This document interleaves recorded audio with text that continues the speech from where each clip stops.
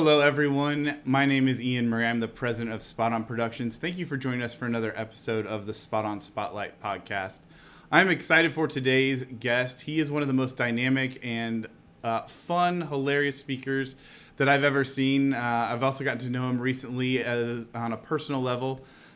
Without any further ado, I'd like to introduce you to Steve Browne, the Chief People Officer at LaRosa's. Steve, thank you so much for joining me today. Oh, yeah, it's great. I can't wait to talk to you. We get to talk all the time, but now to do it this way is kind of fun. It is very fun. So, Steve, one of the things I love about you too, I don't know if you planned one for today, but I love how you bring humor and props to a lot of the things that you do. That's one of my favorite, like Steve Browne things. Like he's always got a fun prop with him. So Have to. Yeah. Yeah. You have to have toys. People like to play. they do. So tell me, you're at LaRosa's. It's a well-known brand. Kind of, what's your history with LaRosa's, and what do you consider your role to be there? Oh, good question. My role is I get to work with all of the people, and I love that. So I don't really get hung up on, this is my title and this is what I do. I have an executive level role, and I get to do the strategy for the company on the people side, but it's tied into what we do from an operations side as well. And as for my history, I've been here 19 years, which is the longest I've been anywhere. And it's interesting. At 19 years, I'm still one of the least tenured people here. That's a testament. Yeah, absolutely. So we're talking about culture today, because I know that's something you're very passionate about, and really putting people first. Your philosophy of people first has really become synonymous with LaRosa's. How do you define what a people first culture is, what it looks like, and why does that matter now more than ever? It's interesting. We try and think of people situations as a challenge, a trauma. Like, oh my gosh, something Yeah, happened. I have to talk in because. And I just wrote something earlier this week on LinkedIn. I get to talk to you, or I have to talk to you.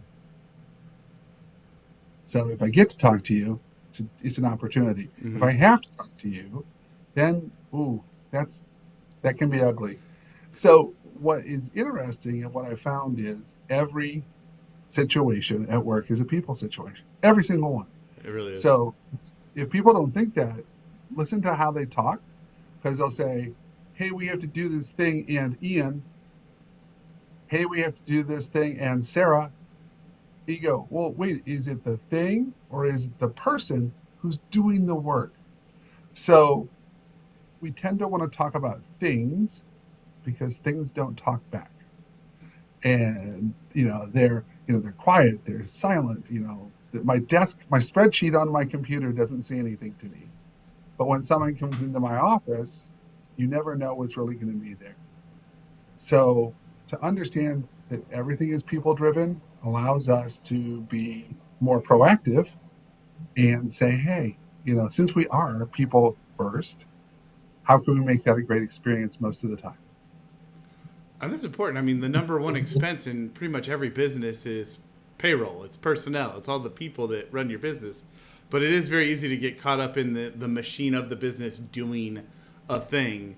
And I think it was, I'm trying to remember, I think it was the Virgin Atlantic guy. He's like, if you take care of the people will take care of the customer. Richard Branson. I think that was a quote attributed to him. Absolutely.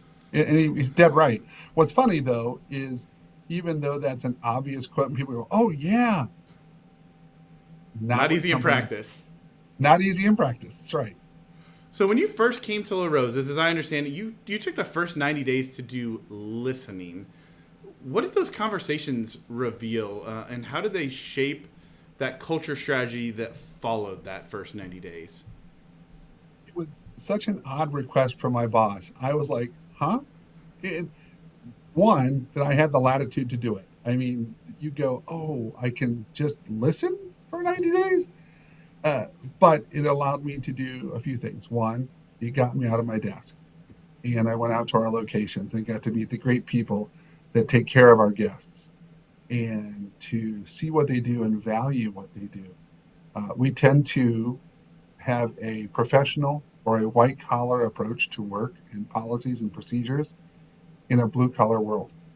Uh, 80% of all employees across the globe don't sit at a desk, but everything is decided from a desk. So to listen to the people in the field and the office and the call center and the bakery, I found out we had incredible, talented people. Now, I don't know how they were treated, but I got to see them in their environment. And what was really fun is when you go to a pizzeria to visit, they think two things. One, if corporate's coming, they're going to say something Yeah, and it's fix usually this. bad.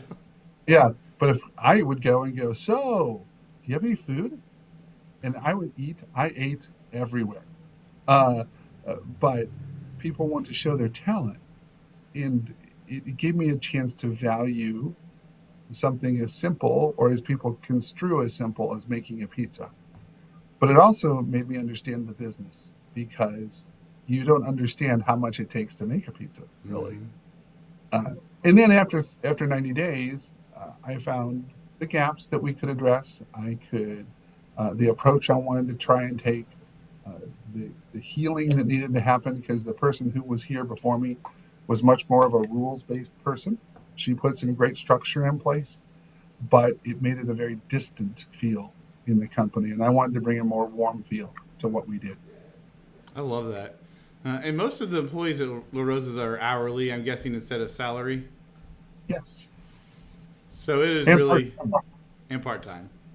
yeah, So, like you said, it's the people out there, the front line, doing the work, serving the customers, making the product. They're not the people sitting at the desk. right. And what's funny is, we have, gosh, when I mentioned my tenure, last week I did a 10-year general manager anniversary, and the week before we did a 20-year assistant manager That's incredible. anniversary. And so when people do great work at every level of the company, you need to recognize them for what they do, not who they should be or what we think they should be, but value them for who they are and what they do. And we hadn't been doing that before I had come here as consistently as we could. Now we do. There's a part of that I want to dig into a little deeper. So there's an accountability piece though that has to go along with that for yes, value you for what you do, but how do you bring accountability into that as you're building a culture to hold people accountable for what maybe the role requires? Sure. It's a great question. I look at accountability different than most people. I Okay. look at accountability as, you have talent. Can you do what we ask you to do? But the first key to that is, do you know the expectations of your role? We tend to think of what's wrong instead of what's right. We Hmm. tend to think that people are coming to tear things down instead of saying they're coming to do their best. So if we focus on them and their relationship first, then we can set expectations. And if somebody goes off the ranch, which happens, you know, we can say, hey, is that a good idea? How's that working for you when you're nasty to everybody every day? How's that going? Now, a lot of places will go, oh, Ian, you broke policy 4.5.6, and therefore, then there's going to be punishment, punishment, punishment. When I came here, personnel files, because it was before the internet, it was really big. Um, Files were this thick. I can't get it on the camera. Yeah. Um, Full of write ups and threats and all kinds of stuff. Those don't exist anymore because we take care of each other. Accountability allows me to fail, Hmm. expects me to succeed, and allows me to contribute. I wish more companies would do that instead of saying, did you get your stuff done? That's not accountable. That's just, I don't know, being fierce. I don't get it. You know, we don't allow grace as much as we could. Yeah. If we bring grace with accountability, it works. People will do a good job if you let them. That's interesting. So you talk about policy. So the how do you determine long term success with that? When do companies get wrong when they rely too heavily on the rules over relationships? I'll give you my favorite example. Yeah. Uh, we don't have an attendance policy at LaRosa's. Interesting. It's it's if you no call no show, you can lose your job once. That's it. And that's the whole thing. And so I know tons of HR and business people who spend thousands of dollars and hours on systems and tracking and threats and warnings instead of saying, "Hey, Ian, here's the expectation. I'd like you to come to work, and I'd like to come you to come to work on time." Seems pretty simple. And then they go, "Well, if you don't have a system, what?" And people get all caught up. And I was like, "Hey, here's how it is. If Ian doesn't come or if Steve doesn't come to work, it's a performance issue, not an attendance issue." And they went, "What?" I said, "Yeah. If Steve's not there, someone has to do Steve's job. Yeah. So Steve's just not doing his job. It's not a matter of Steve missing work. It's someone else had to do your work. Performance issue. Because you can't have somebody who's a frontline person who gets sick and you punish them. And somebody who's in an office position gets sick and you go, "Oh, bummer, Steve's sick today." You Interesting. can't do it. Yeah. So my thing is, again, allow for some latitude, get out of the excuse game and start treating people like people who are performers. Our attendance got better when we took the rule away. I love that perspective. And it helps them feel like it's the I'm letting my team down kind of too. Like when you put in a performance issue, like, oh, somebody else has to cover that when I'm not there. Right. And there's also an issue of ability. And I don't mean this in a poor way. Yeah. I'm in a position, if I have a flat tire, I can call AAA. I can call my wife. I can work from home. I can do all kinds of things. If I'm a pizza cook and I get a flat tire, I may miss my entire shift. So, what helps in punishing them when they have a flat tire and I have a flat tire? I don't get punished. Yeah. It's just you got to reframe. All the good work that companies have done is not right or wrong. It's just how they frame it. We try to frame it so that it gives you the best chance for you to do your job. I love that. So how do you roll that out across multiple locations? Because we've got one place. Everybody's here. You've got places all over. How do you get consistency in culture across diverse teams, environments, managers? It's an ongoing effort, and I think the thing is you got to allow for parameters for people to work within instead of rules to fail from. So if you kind of hit it most of the time, we're ahead of it. I mean, we have all kinds of metrics and data and all kinds of good internal stuff. Yeah. But, I think it's treat people the way they want to be treated all the time. And when they fall, because they will, pick them up and go, "Hi, that was not good. Let's try that again." I'll give you a quick example. I was in a store in Dayton when we had locations up there that were company owned, and we had no host. They had called off for some reason. Well, that doesn't stop us from serving pizza. Yeah. So guests came in, and I was talking to one of the managers at uh, the pickup or the carryout bench, wet desk. I don't know what we call it. And I went, "Oh, hey."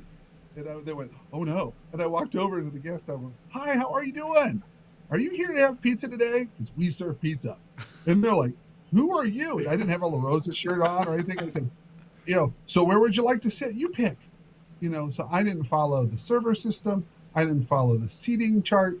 I just took care of a guest. Yeah. And then I stood around and I said, "Hey, I'm going to get you some drinks because they allow me to do that. They don't let me touch the food.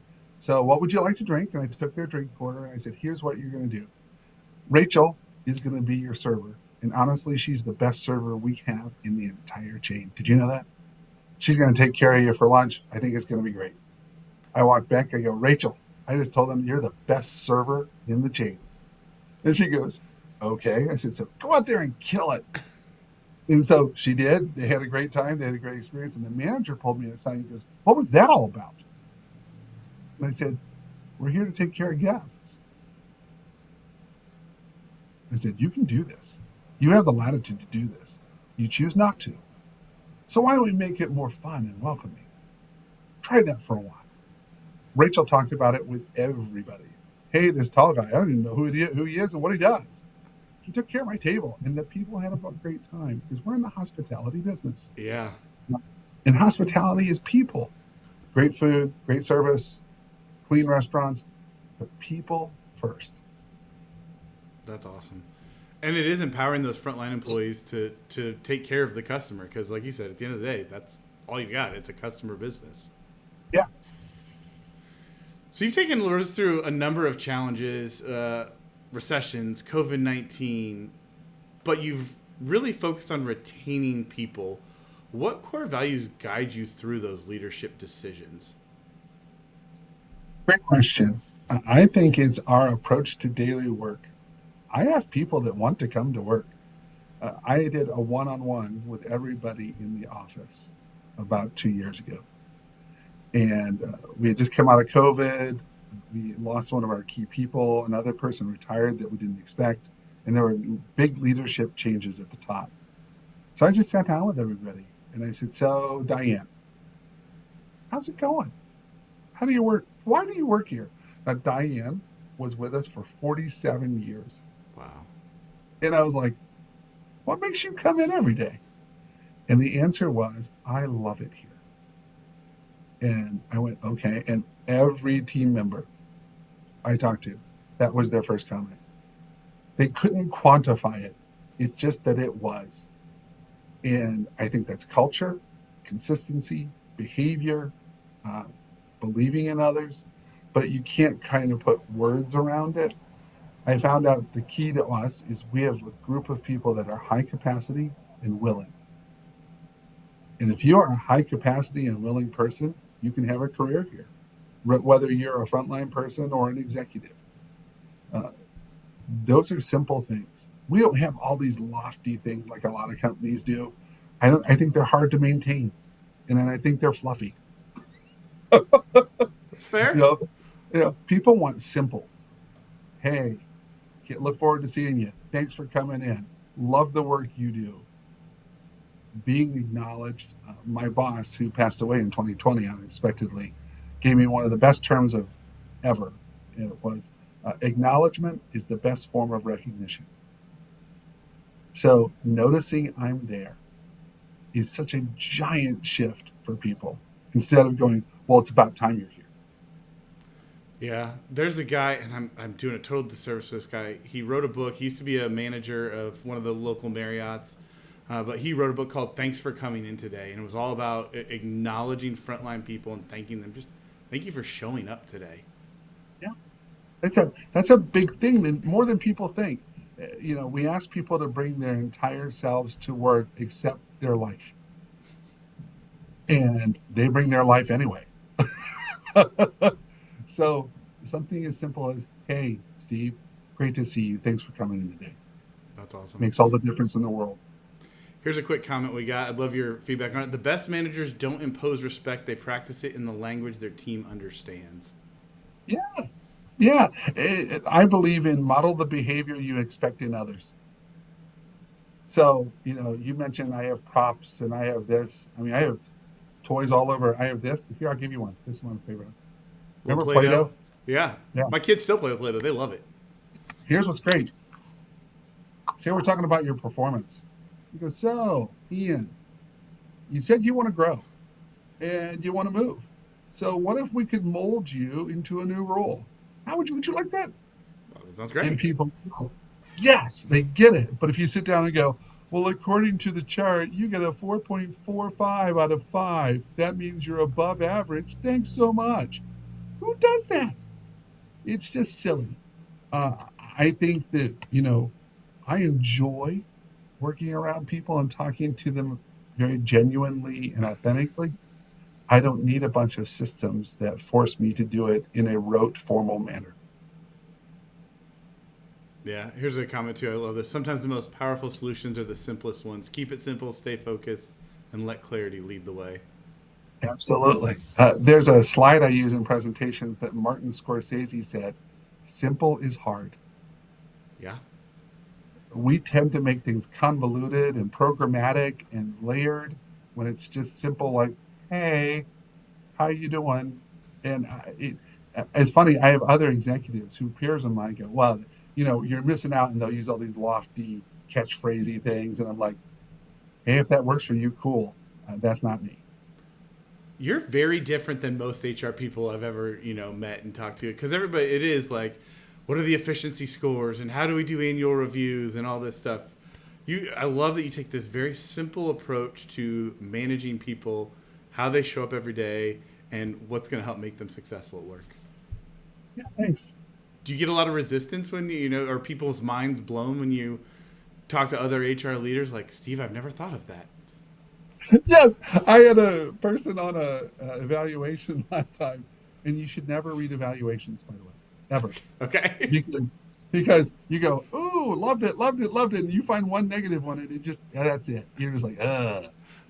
But what's funny is the person said, "See, I'm a fellow senior practitioner, and you spent an hour and a half only talking about people. Why aren't you talking about things that matter?" You missed the I could mark. have I could have passed out, and I went, and all I want to do is find the person and go, tell me your perspective. If I'm missing something, tell me your perspective. But uh, I've always thought that if you treat people well on purpose, they will respond. And it's nothing more than that. It's funny. Uh, you have young kids. I love seeing your I do. kids. And they're so full of energy. Your son, especially, man, he's got the biggest freaking smile. He just lights up the room.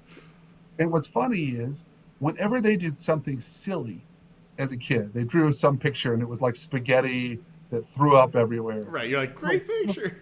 that's the great best picture ever. If somebody does that at work, we're like, you're falling out of line.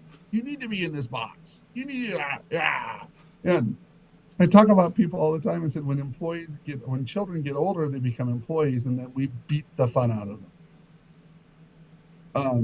Because we want people to work, not enjoy what they do. We want people to work, not to be engaged. We want people to work and not be creative. And yet, when you hear companies ask what they want innovative, strategic, performing people. But you can't do it if you treat them like a figure or if you treat them like a piece of furniture. You have to treat them as people, as messy and as wonderful as they are. I think the Industrial Revolution ruined that. Like, from people, we created robots to work on lines and do things and like just do that. And I love this. You're leading this like return to, hey, people show up every day, and that's who works with you.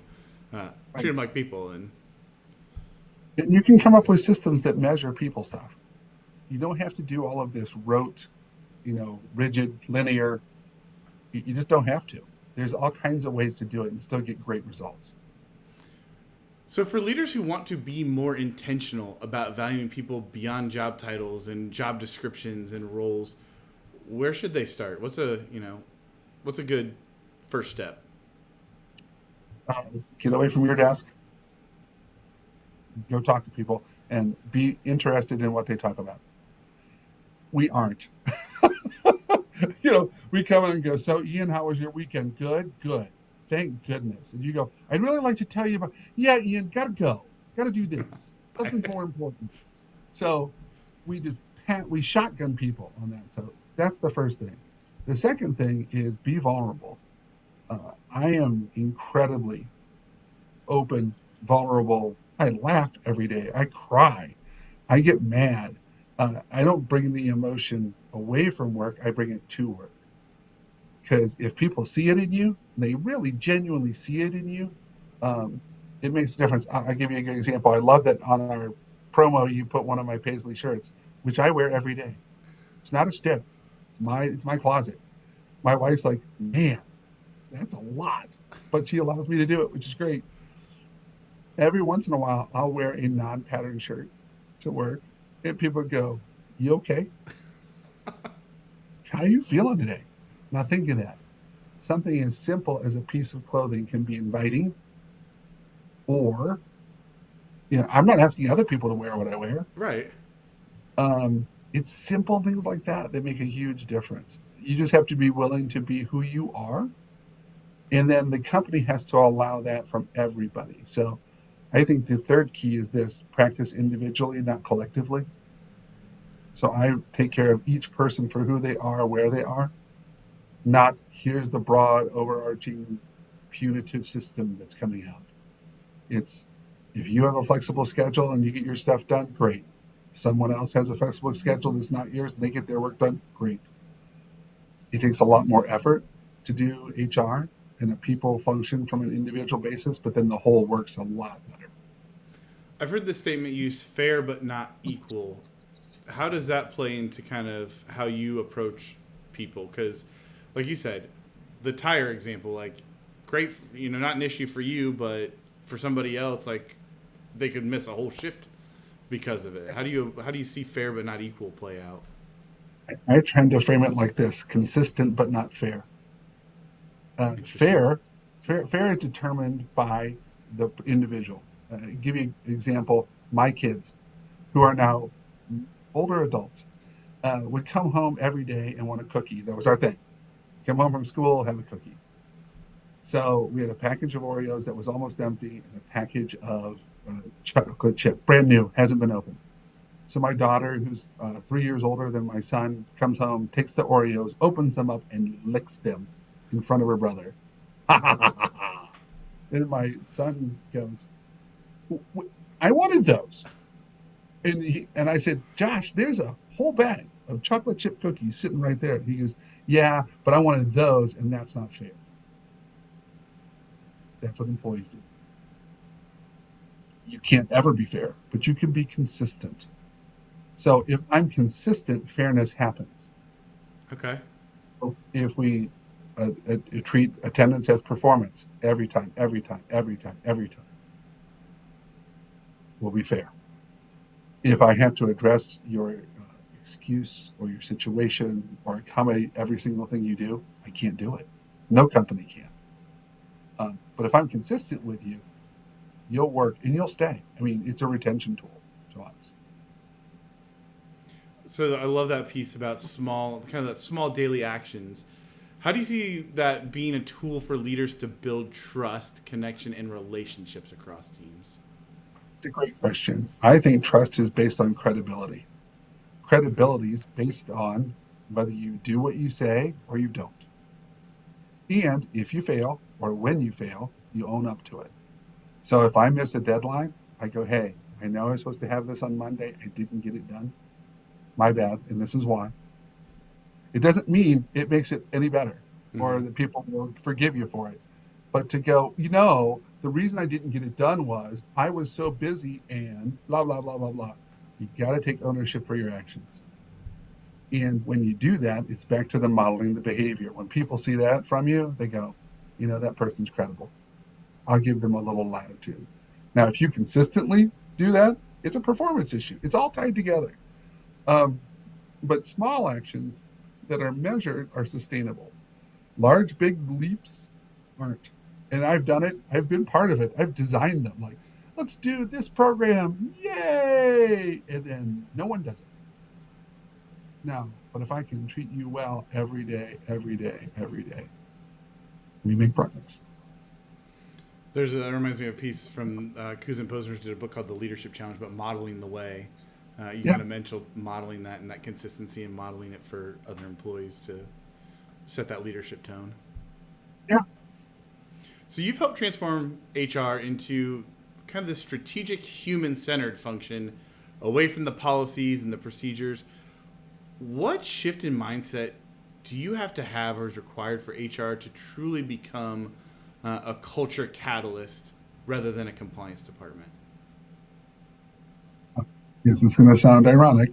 You need to be compliant first. It's your Okay. job. I mean, it's not like chaos because every time you bring this up, you're like, you have no rules. No, I have expectations. You have no, we write roles and responsibilities, not job descriptions. It's semantics. It's changing things around. It's making things more accessible. One of my peers, Megan, just helped me on a thing that talked about permeable leadership. I'm like, oh, Ooh. tell me what that means. And she goes, "Well, we want to be a cross-functional team based on relationships. You have to be permeable." I'm like, "I'm in. That's great." So I think for HR leaders, business leaders who do HR is this. You need to be open to other people's perspectives. You need to be pliable, pliable, pliable, just like Play-Doh, man. You got to bend every day.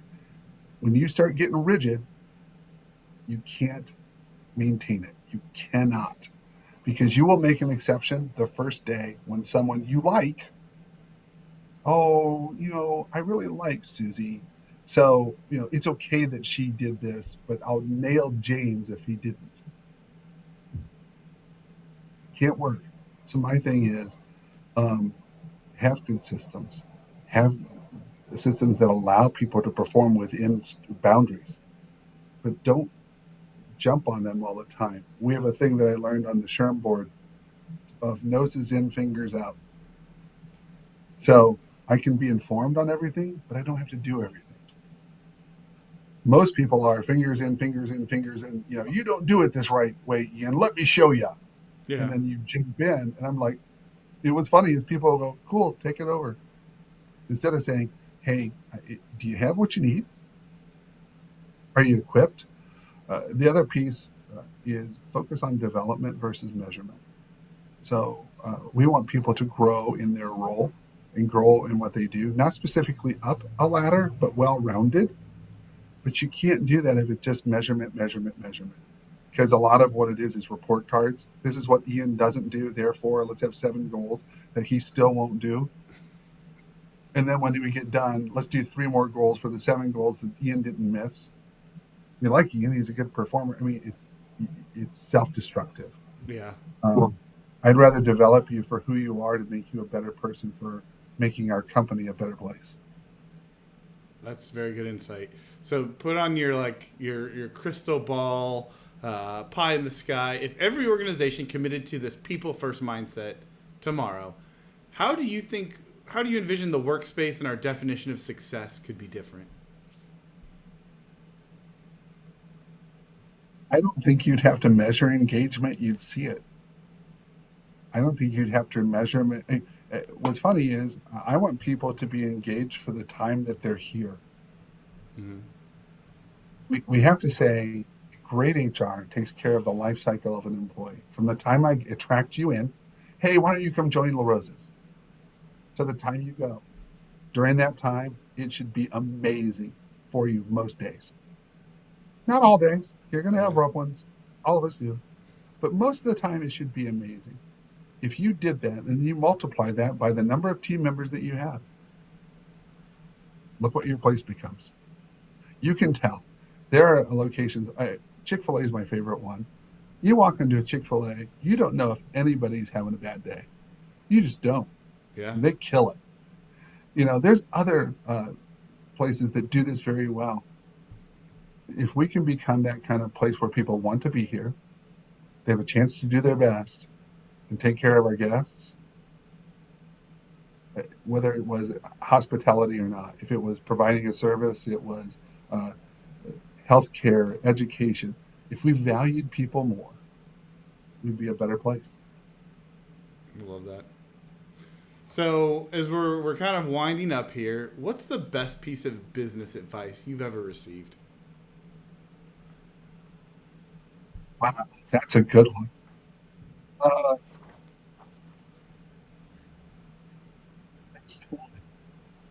oh, I'll tell you. Um, at pizza, we make dough at our bakery, and we used to have a process where we had ladies who stretched the dough every day to make it in the shape, and they would come in at 4 in the morning while I'm still asleep. And we had incredible tenure, 20, 25, 30-year employees, and all they did was stretch dough.